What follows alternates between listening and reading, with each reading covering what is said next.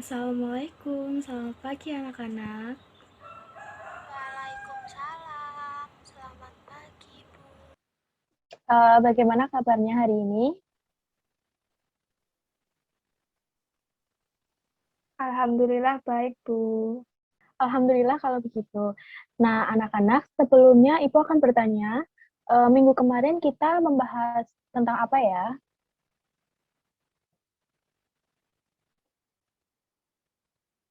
Ayo, masa udah lupa kan baru kemarin? Bahas tentang apa kemarin?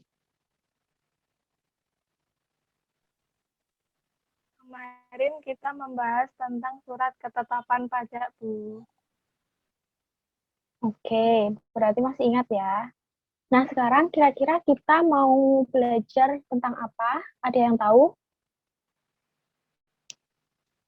Kita mau belajar tentang pajak penghasilan, Bu. Iya, benar. Hari ini kita akan mengenal dan memahami mengenai pajak penghasilan. Nah, setiap kebijakan pemerintah itu kan pasti ada dasar hukumnya kan. Nah, termasuk juga dengan pajak penghasilan ini. Tentunya memiliki dasar hukum yang mengatur segala hal mengenai pajak penghasilan. Lalu, kira-kira apa sih yang harus eh, siapa sih yang harus membayar pajak penghasilan itu? Semua masyarakat Indonesia kah atau hanya tertentu saja? Terus jika tertentu saja, apa saja sih kriteria dari mereka yang diharuskan membayar pajak tersebut? Nah, anak-anak, sebelum kita membahas mengenai itu semua, Ibu mau bertanya sesuatu dulu dengan kalian. Kira-kira ada nggak sih yang tahu mengenai pajak penghasilan itu di antara kalian semua? Coba Ibu minta dua anak untuk menyampaikan pendapat ya.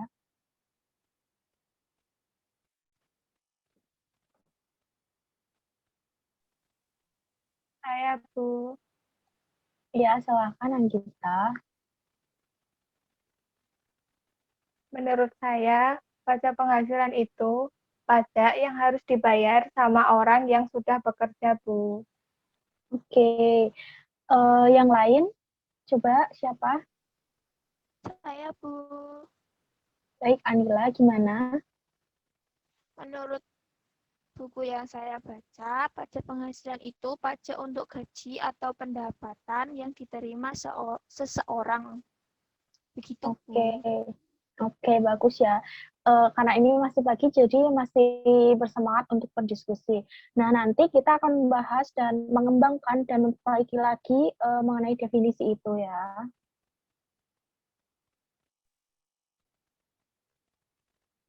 Nah, Baik, Bu.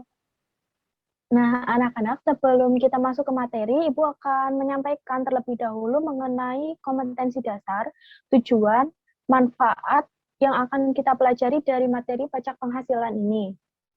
Untuk kompetensi dasar dari pembelajar ini, yang pertama adalah mensyukuri karunia Tuhan Yang Maha Esa atas pemberian amanah untuk mengelola administrasi keuangan entitas.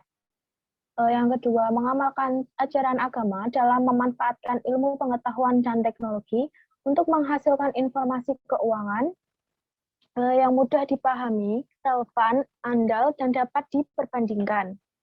Kemudian yang ketiga, memiliki motivasi internal untuk menunjukkan rasa ingin tahu dalam menemukan dan memahami pengetahuan dasar tentang administrasi pajak.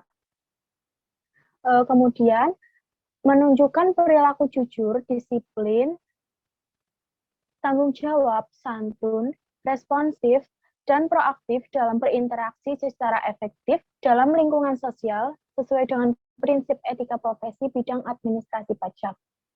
Kemudian menghargai kerja individu dan kelompok, serta mempunyai kepedulian yang tinggi dalam menjaga keselarasan lingkungan sosial, lingkungan kerja, dan alam. Kemudian menjelaskan tentang pajak penghasilan secara umum, menyangkut definisi, dasar hukum, subjek, dan objek pajak. Kemudian yang terakhir menentukan subjek dan objek pajak penghasilan secara umum.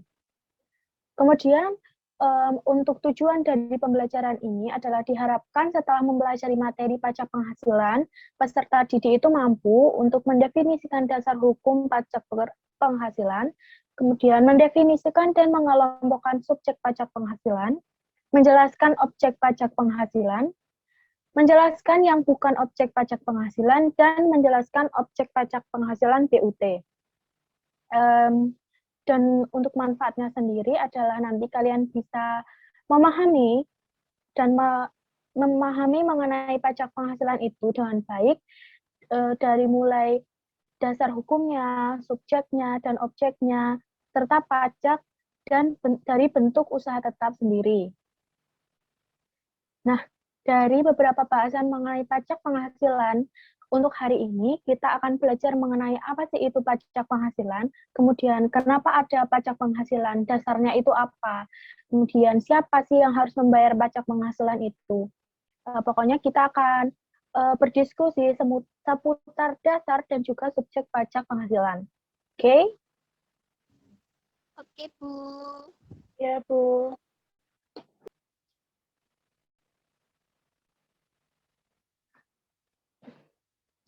Baik anak-anak, untuk pembelajaran hari ini, yang tujuannya adalah agar kalian bisa memahami arti dari pajak penghasilan itu sendiri, kemudian dasar hukum, pelaksanaannya itu apa saja, serta siapa saja subjek dari pajak penghasilan itu. Nah, untuk konsep pembelajaran kita pada pagi hari ini, nanti Ibu akan menjelaskan secara singkat kepada kalian mengenai dasar hukum dan juga subjek pajak penghasilan. Kemudian nanti Ibu akan membagi kalian dalam beberapa kelompok untuk mendiskusikan materi pembelajaran kita hari ini.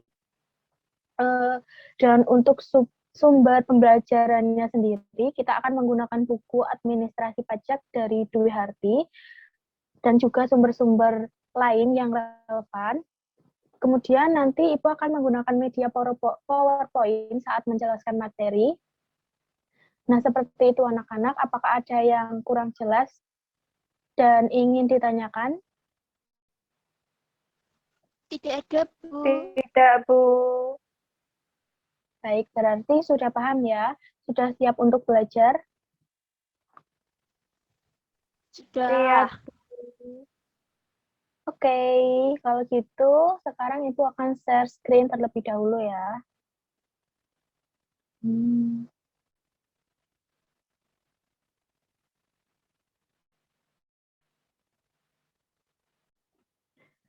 Baik anak-anak, sekarang Ibu akan menjelaskan melalui PowerPoint.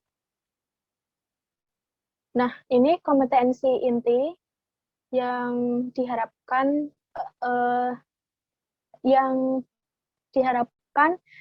dalam mempelajari materi pajak penghasilan dan juga administrasi pajak secara umumnya.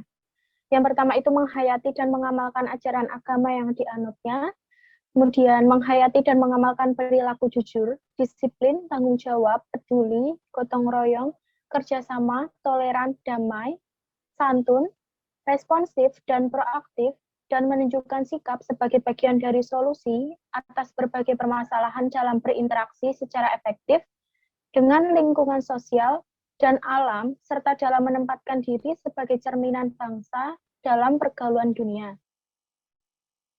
Kemudian memahami dan menerapkan pengetahuan faktual, konseptual, prosedural, dan metakognitif berdasarkan rasa ingin tahu tentang ilmu pengetahuan, teknologi, seni, budaya, dan humaniora dalam wawasan kemanusiaan, kebangsaan, kenegaraan, dan peradaban terkait penyebab fenomena dan kejadian dalam bidang kerja yang spesifik untuk memecahkan masalah. Kemudian yang terakhir mengolah, menyaji, dan menalar dalam ranah konkret dan ranah abstrak terkait dengan pengembangan dari yang dipelajari di sekolah secara mandiri, bertindak secara efektif dan kreatif, dan mampu melaksanakan tugas spesifik di bawah pengawasan langsung. Ini kompetensi dasar yang tadi sudah Ibu jelaskan. Kemudian ini tujuan pembelajaran juga tadi sudah disampaikan. Nah, sekarang yang pertama itu, di dalam buku Administrasi Pajak dari Dwi Harti itu dijelaskan bahwa pengertian dari pajak penghasilan itu merupakan pajak yang dikenakan kepada badan atau orang pribadi pada tingkat penghasilan tertentu. Nah, Pajak penghasilan ini dikenakan kepada badan atau orang pribadi, artinya yang diharuskan membayar pajak itu bukan hanya orang pribadi atau individu saja, tetapi juga badan atau perusahaan atau organisasi bisnis yang ada di Indonesia. Kemudian, pajak penghasilan itu dikenakan pada tingkat penghasilan tertentu. Maksudnya adalah tidak semua orang pribadi atau badan itu diwajibkan membayar pajak. Karena ada beberapa persyaratan orang pribadi atau badan itu wajib membayar pajak. Nah, salah satunya adalah dari sisi tingkat penghasilannya. Orang pribadi itu diwajibkan membayar pajak jika memiliki penghasilan di atas PTKP atau penghasilan kena pajak. Nah, untuk PTKP sendiri bagi orang pribadi sebesar 54 juta per tahun dan tambahan 4.500.000 per individu untuk istri, anak, atau tanggungan lain dengan garis keturunan yang sedarah. Nah, itu untuk pegawai tetap. Tapi kalau misal pegawainya itu tidak tetap atau serabutan itu, jika penghasilannya dalam sehari itu melebihi 450.000 atau dalam sebulan itu mencapai 4.500.000. Kemudian untuk badan sendiri, di dalamnya itu ada 2 metode untuk perhitungan penghasilan yang dikenakan pajak, yaitu berdasarkan pembukuan dan norma perhitungan. Kemudian juga sudah dicantumkan dalam buku Dwi Harti tadi. Nah, ini mengenai dasar-dasar hukum pajak penghasilan di Indonesia. Yang pertama itu adalah Undang-Undang Nomor 36 Tahun 2008 mengenai pajak penghasilan.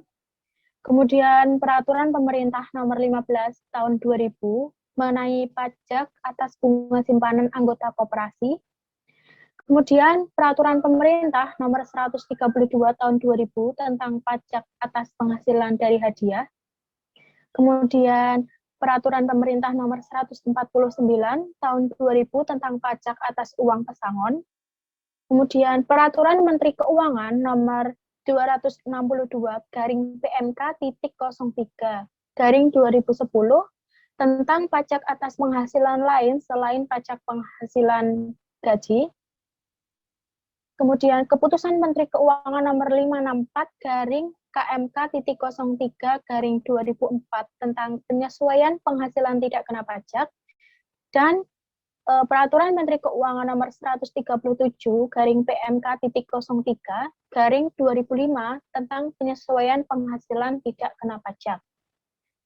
Nah, kemudian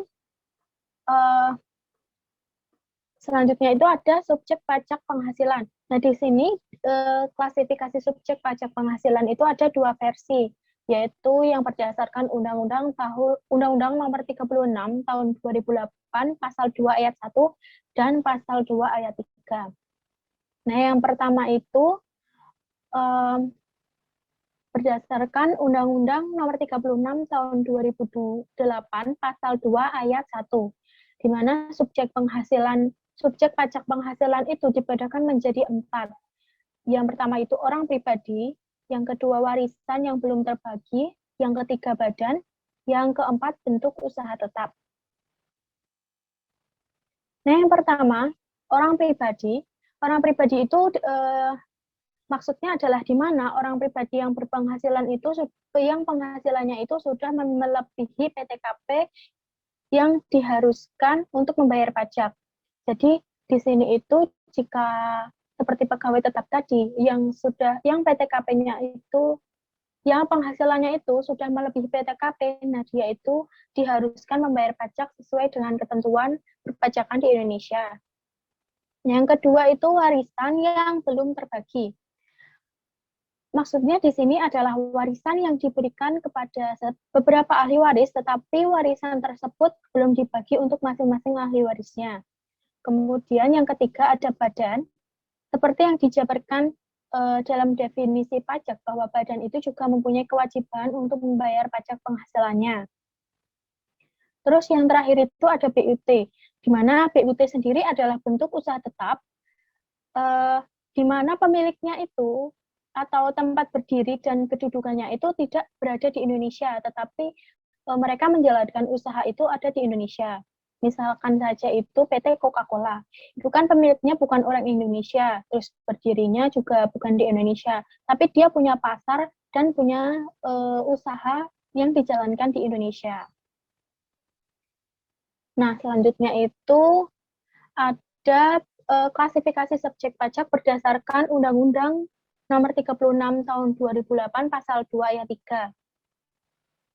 Di mana subjek pajak itu dibagi menjadi 3, yaitu subjek pajak dalam negeri, subjek pajak luar negeri, dan bentuk usaha tetap.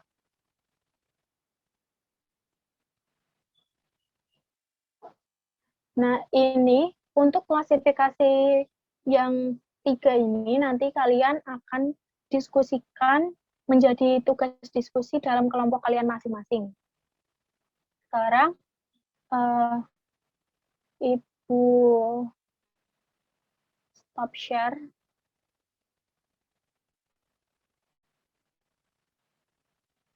Nah, oke. Nah, seperti itu anak-anak, penjelasan singkat dari Ibu.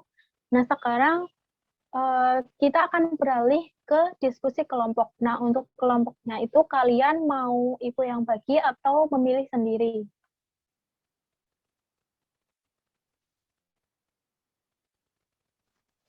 Memilih sendiri saja ya, Bu.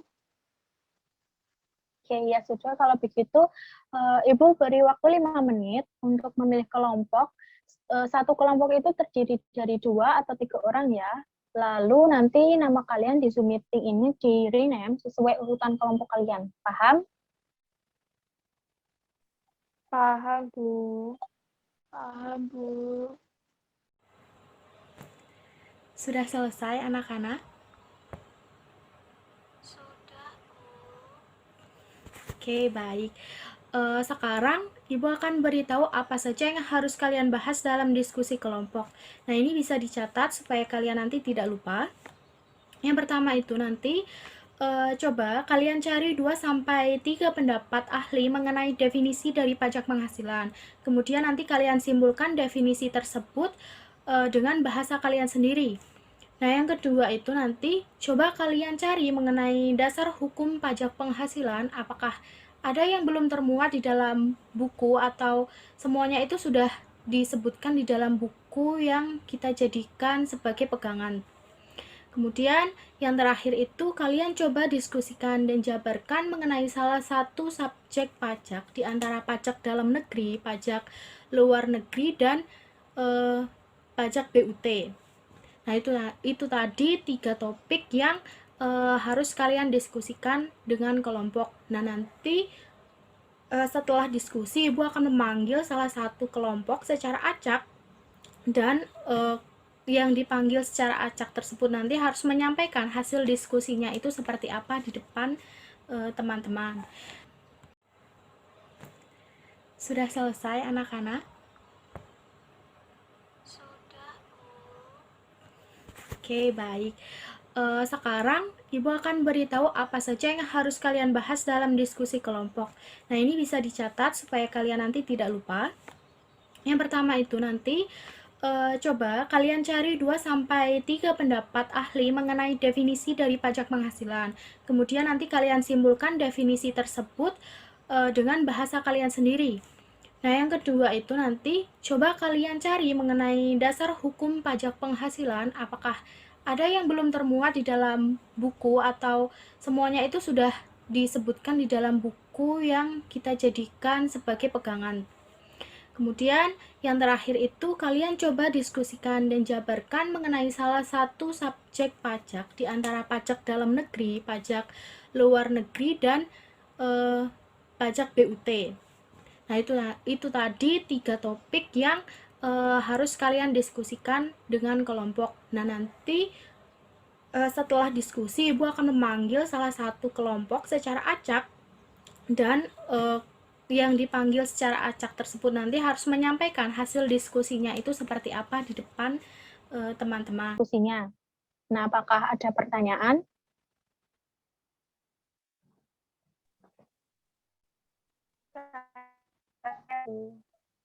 Ya, bagaimana?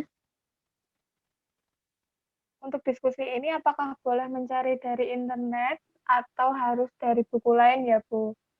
Dan hasilnya nanti apakah harus dikumpulkan atau tidak? Oke, jadi kalian boleh mencari dari internet, tetapi yang sumbernya itu jelas, misalkan dari artikel jurnal atau misal dari berita, jangan yang berupa blog. Terus kemudian untuk hasil diskusinya nanti tetap dikumpulkan. Mengerti? Baik, Bu, mengerti. Mengerti, Bu. Oke, waktu diskusinya hanya 20 menit ya anak-anak. Jadi gunakan waktu tersebut semaksimal mungkin. Setelah itu kalian akan bergabung dengan kelompok masing-masing. Lalu 20 menit kemudian kalian harus kembali lagi ke ruang meeting ini. Oke? Baik, Bu. Gimana diskusinya anak-anak? Apakah ada masalah atau tidak? Untuk sekarang belum ada, Bu. Sekarang masih mencari sumber informasi untuk topik yang ketiga. Oke. Untuk topik yang ketiga kalian ambil yang apa?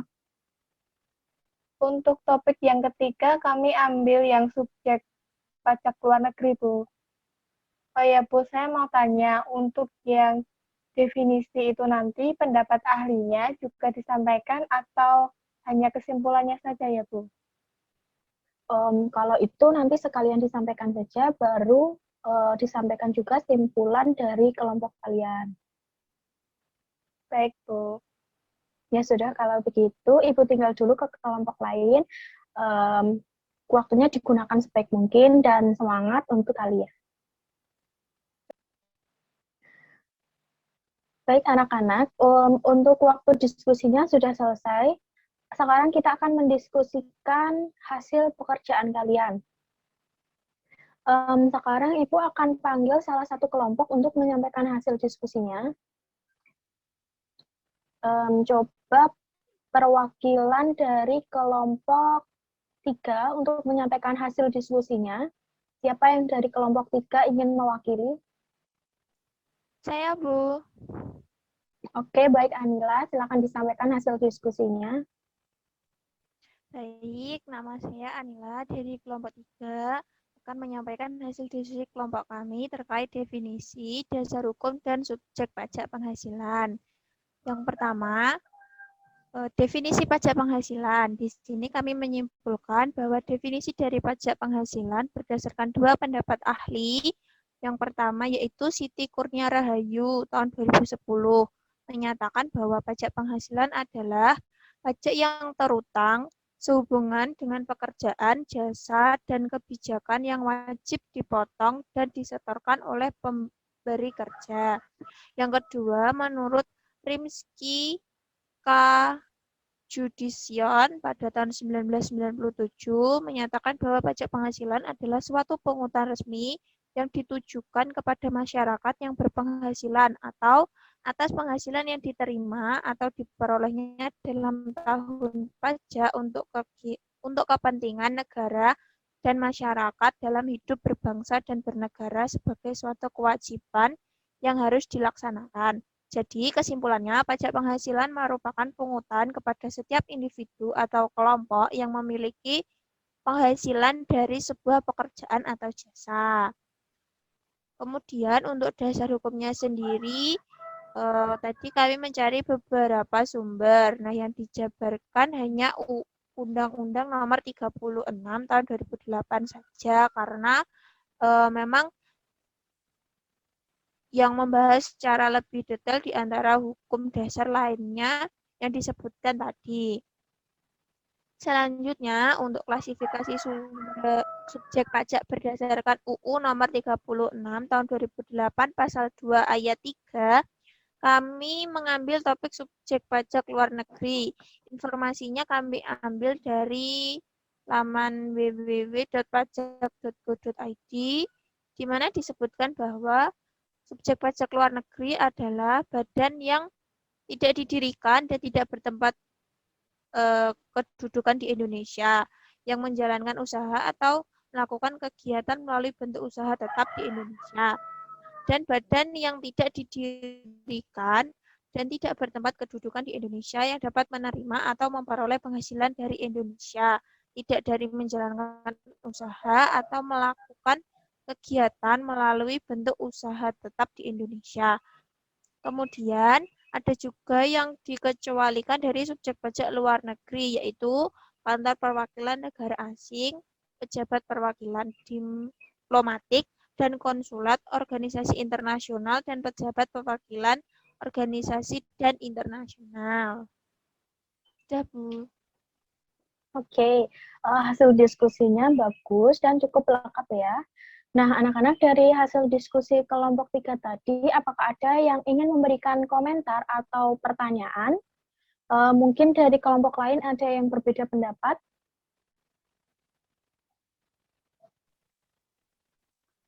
Saya izin bertanya, Bu. Iya, gimana Anggita? Tadi disebutkan bahwa ada yang dikecualikan sebagai subjek pajak luar negeri. Nah, itu apakah ada kriteria atau syaratnya, Bu?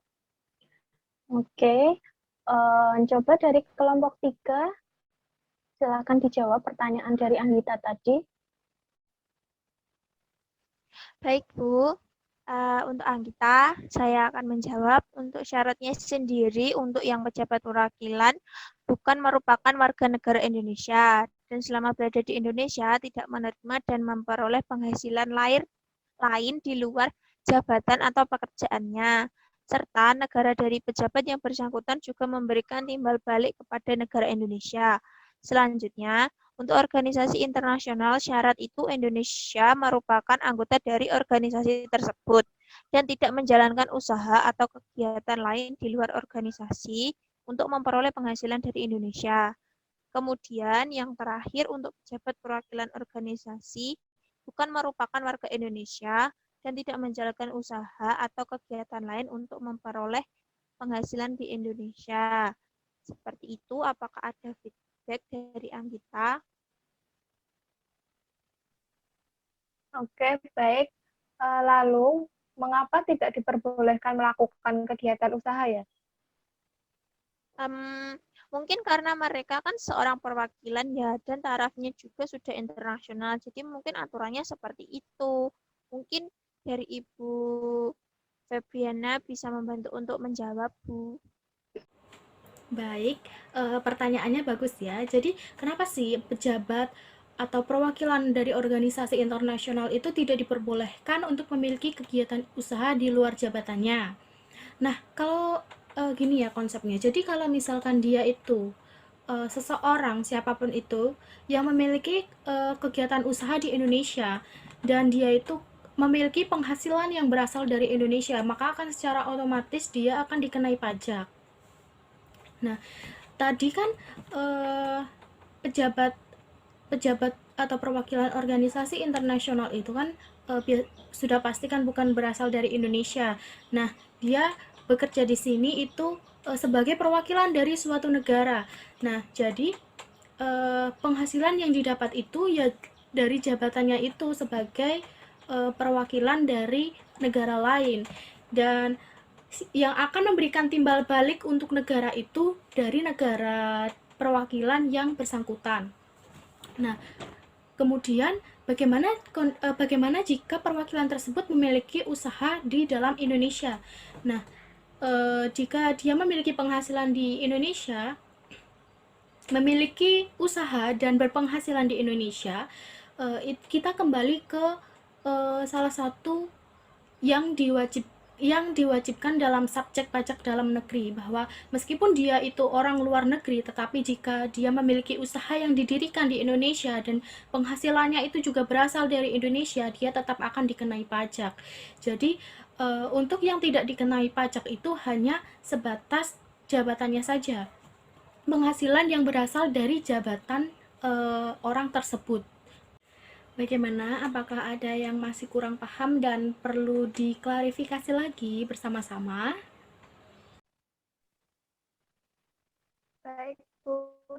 saya sudah paham. Oke, bagaimana dengan yang lain? Apakah ada yang ingin ditanyakan lagi? Tidak ada, Bu. Baiklah, kalau memang sudah tidak ada pertanyaan lagi, Ibu cukupkan untuk diskusi kelompok pada pagi hari ini. Terima kasih sebelumnya kepada Anila yang sudah mewakili kelompok 3 untuk menyampaikan hasil diskusinya, dan juga kepada Anggita yang telah mengajukan pertanyaan tadi. Baik anak-anak, Ibu sangat senang dengan pembelajaran hari ini. Kalian benar-benar memaksimalkan waktu dan sumber belajar yang ada, dan kalian juga cukup aktif dalam diskusi kelompok maupun saat pemaparan hasil diskusi. Nah, dari penjelasan singkat dan juga hasil diskusi yang tadi disampaikan oleh perwakilan kelompok 3, kita bisa menyimpulkan bahwa pajak penghasilan itu merupakan pajak atau pungutan yang dikenakan kepada orang pribadi atau badan atas penghasilan yang diperoleh pada tingkat tertentu. Kemudian untuk dasar hukum utama dari pelaksanaan pajak penghasilan sendiri itu merupakan Undang-Undang Nomor 36 Tahun 2008. Dan subjek pajaknya itu terdapat 2 klasifikasi. Berdasarkan Undang-Undang Nomor 36 Tahun 2008, Pasal 2 Ayat 1 dan juga Undang-Undang Nomor 36 Tahun 2008 Pasal 2 Ayat 3. Di mana tadi kalau yang ayat 1 dibedakan menjadi 4, yaitu orang pribadi, kemudian warisan yang belum dibagi, badan, dan juga BUT. Kemudian untuk yang ayat 3 sendiri dibedakan menjadi 3, yaitu subjek pajak dalam negeri, subjek pajak luar negeri, dan BUT. Nah, untuk pertemuan selanjutnya, Ibu harap akan lebih baik lagi dari hari ini. Kemudian pembelajaran yang kita peroleh juga bisa lebih banyak. Kalian juga jauh lebih aktif lagi. Bagaimana? Bisa tidak?